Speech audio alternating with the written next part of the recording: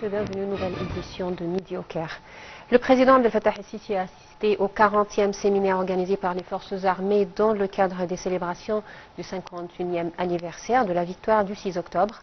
Le président el-Sisi a indiqué que ce séminaire était une tradition annuelle renouvelée pour célébrer une victoire qui a été et qui restera un tournant dans l'histoire de l'Égypte et qui a incarné la volonté d'une nation qui a transformé la défaite en victoire. Plus de détails dans ce commentaire.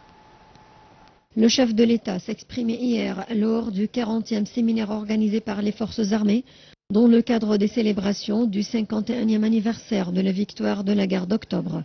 Cette semaine fait partie d'une série d'événements patriotiques visant à renforcer l'esprit national et à souligner l'héroïsme des forces armées égyptiennes dans la protection de la patrie et la réalisation de la victoire d'octobre.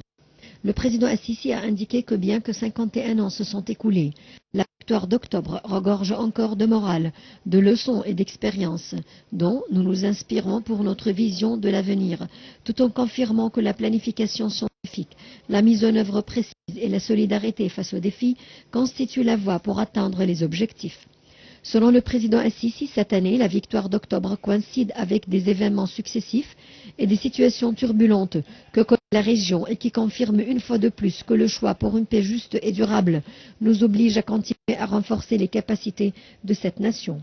Un groupe de commandants militaires et de personnalités nationales de haut rang ainsi que les héros de la guerre d'octobre ont participé au séminaire.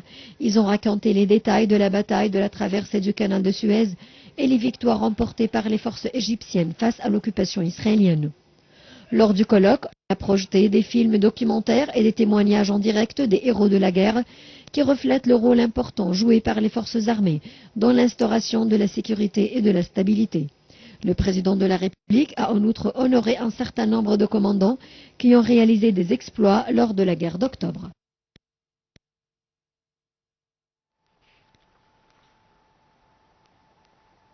Le président Abdel Fattah el-Sisi a déclaré que l'eau est une question d'existence pour l'Égypte, ajoutant que l'État place l'eau à la tête de ses priorités. Ces déclarations sont intervenues lors de l'allocution de Monsieur le Président à l'occasion de l'inauguration au Caire de la 7e édition de la Semaine de l'eau qui aura lieu du 13 au 17 octobre. Les détails dans ce commentaire. Sous l'auspice du président Abdel Fattah el-Sisi, la 7e semaine de l'eau du Caire se tient sous le titre Eau et climat, bâtir des sociétés résilientes. Pendant la période du 13 au 17 octobre 2024, la semaine de l'eau du Caire rassemble des experts du monde entier pour discuter des questions liées à la gestion de l'eau et au changement climatique.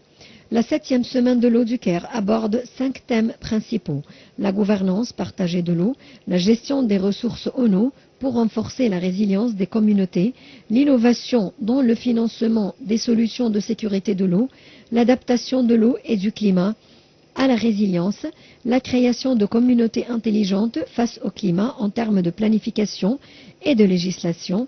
La 7e semaine de l'eau du Caire présente des visions unifiées qui reflètent les aspirations et les besoins des pays du monde, en particulier des pays africains, dans les domaines de l'eau et du climat. Au cours de la semaine de l'eau, un certain nombre de concours scientifiques sont organisés chaque année, sous la forme de compétitions entre jeunes chercheurs et jeunes chercheuses. Selon les dernières statistiques annoncées par le ministère de l'Irrigation, 13 chercheurs se sont qualifiés pour présenter leurs thèses dans le cadre du concours présentation des thèses de master et de doctorat en 3 minutes qui s'adresse aux étudiants de 3e cycle et 15 documents de recherche ont été acceptés pour être présentés dans le cadre du concours Jeunes innovateurs dans le domaine de l'eau qui s'adresse aux étudiants des écoles d'excellence en sciences et technologies STEM. 10 projets ont également été acceptés dans le cadre du concours meilleur projet de diplômés et 11 projets et 26 idées ont été acceptés dans le cadre du concours Soutenir les jeunes entrepreneurs. En marge des activités scientifiques de la Semaine de l'eau, une exposition est organisée. Elle est considérée comme une plateforme distinguée pour les institutions gouvernementales et privées qui présentent les derniers programmes, produits et innovations dans le domaine de l'eau en mettant l'accent sur les secteurs du dessalement de l'eau, de l'énergie renouvelable et des derniers moyens technologiques dans la gestion de l'eau. Et intervenant lors de cette 7e édition de la Semaine de l'eau inaugurée au Caire, le chef de la diplomatie Badr Abdel Ati a souligné que l'Égypte rejette totalement toute action unilatérale contrevenant le droit international dans la gestion de l'eau. M. Abdelati a également indiqué que l'Égypte refuse toute prétention de n'importe quelle partie de contrôler l'eau du Nil. Le ministre des Affaires étrangères, de l'immigration et des expatriés égyptiens, Dr Badr Abdelati, a en outre déclaré que l'Égypte cherche à organiser une version distincte du Forum urbain mondial. Lors d'une conférence de presse pour annoncer les détails de l'organisation du Forum par l'Égypte, M. Abdelati a affirmé que ce Forum représente une opportunité de renforcer les efforts de développement urbain dans le monde, soulignant que l'Égypte n'épargne aucun effort pour faciliter la participation aux activités du Forum et fournir un soutien logistique pour l'organisation du Forum.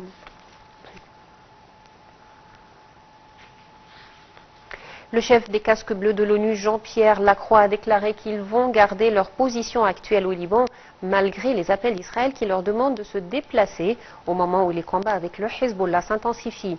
Le Premier ministre israélien Benjamin Netanyahu a réclamé à nouveau hier lundi que les casques bleus déployés dans le sud du Liban se retirent de certaines positions proches de la frontière entre Israël et le Liban, prétendant qu'il était complètement faux que les forces israéliennes aient ciblé la FINUL, la force de l'ONU, au Liban. Les tensions entre Israël et la FINUL se sont multipliées ces derniers jours. 5 de ses soldats ont été blessés par l'armée israélienne, ce qui a valu à Israël de vives critiques. Jean-Pierre Lacroix a ajouté qu'il a été décidé que la FINUL conserverait toutes ses positions en dépit des appels lancés par l'armée israélienne pour qu'elle libère les positions qui sont à proximité de la ligne bleue entre le Liban et Israël.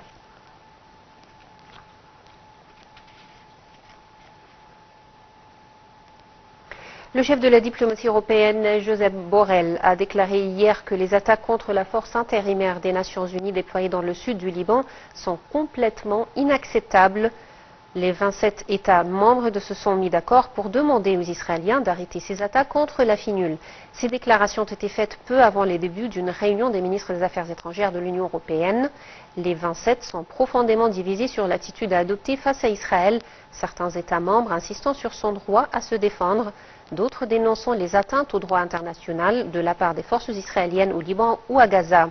Le Conseil européen a demandé des explications à l'armée israélienne, lui reprochant des manœuvres la visant après qu'Israël a appelé l'ONU à mettre immédiatement à l'abri ses troupes déployées en tampon entre les deux pays. Retour au Caire, le Premier ministre Mostafa Madbouli a tenu hier une réunion avec le ministre des Affaires étrangères, de l'immigration et des affaires des expatriés égyptiens, Dr Badr Abdelati, afin de suivre nombre de dossiers. Au cours de la réunion, Dr Madbouli a mis l'accent sur la nécessité de développer le travail de développement égyptien en Afrique durant la prochaine période et d'élaborer la stratégie de développement égyptien en Afrique pour répondre aux besoins des pays africains dans le domaine du développement. Le Premier ministre a apprécié les efforts du ministère des Affaires étrangères pour défendre les intérêts égyptiens et pour soutenir les relations bilatérales avec les différents partenaires internationaux dans divers domaines, notamment le renforcement de la coopération égypto-africaine.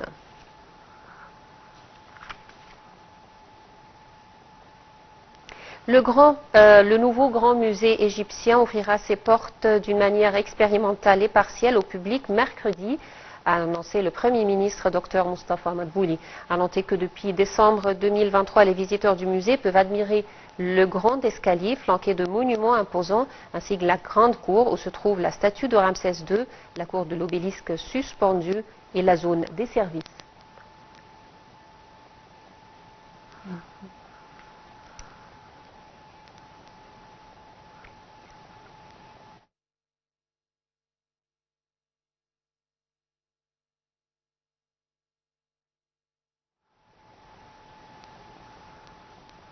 Et pour plus de détails, nous avons le plaisir d'avoir avec nous en ligne Dr Nagia Fanous, expert en archéologie. Alors bonjour docteur.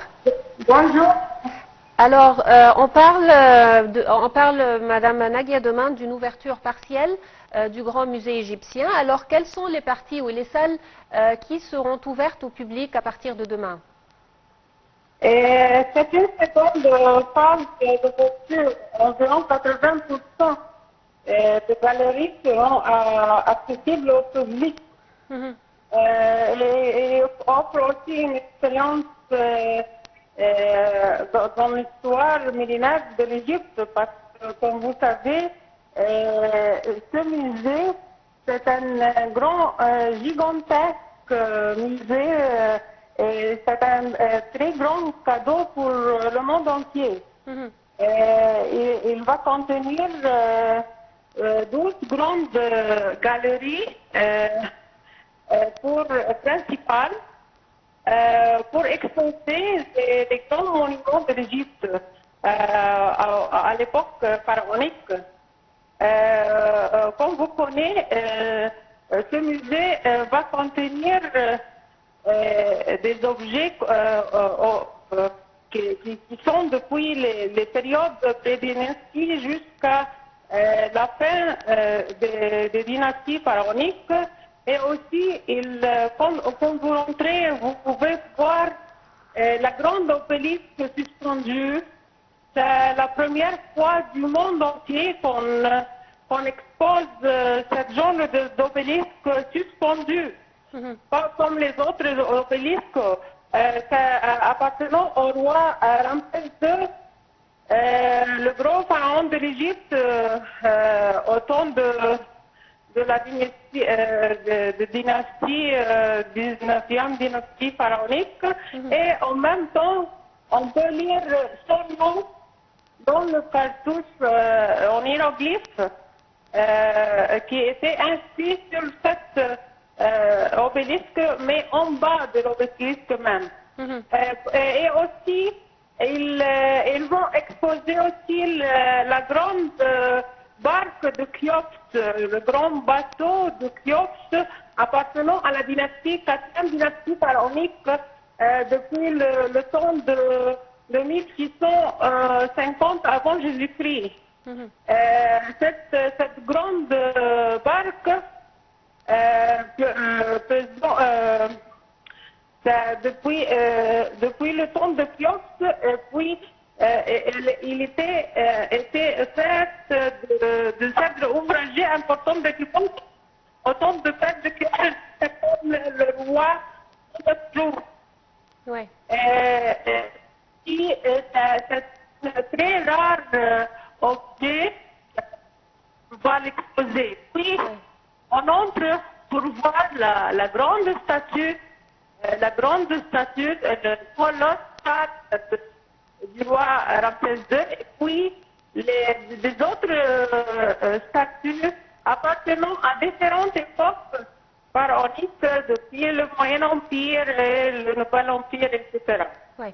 Alors, Madame Nagia, vous avez parlé en fait d'un projet gigantesque, ce qui est vrai. En fait, il faut dire que ce musée a des dimensions hors normes qui en font l'un des plus grands musées dans le monde et le plus grand musée dans le monde consacré à une seule civilisation. Oui, c'est ça. Et aussi, depuis le prix histoire, à la deuxième période militaire, puis le Moyen Empire, puis le Nouvel Empire, jusqu'à la fin des périodes romains et gréco-romains. Oui. Alors, parmi aussi les beautés de ce musée, le grand escalier. Alors, quelles sont les pièces qui sont exposées sur le grand escalier au sein du musée égyptien? Par exemple, vous pouvez voir les grandes statues, les 11 statues de Sénécerte Ier, appartenant au roi Sénécerte Ier qui était au Moyen Empire, en Ancien Empire dynastique, au Moyen Empire pharaonique. Puis vous pouvez voir des autres statues appartenant au Moyen Empire aussi, puis des autres divinités comme les déesses Hathor et Bastet et Sekhmet. Ce sont les déesses principales dans les époques pharaoniques. Oui. Alors, Madame Nagia Fanou, je rappelle, vous êtes experte en archéologie, je vous remercie infiniment. Merci beaucoup. Alors, c'était tout, Mesdames, Messieurs, pour cette édition de Midi au Caire. Merci pour votre attention. Bonne journée.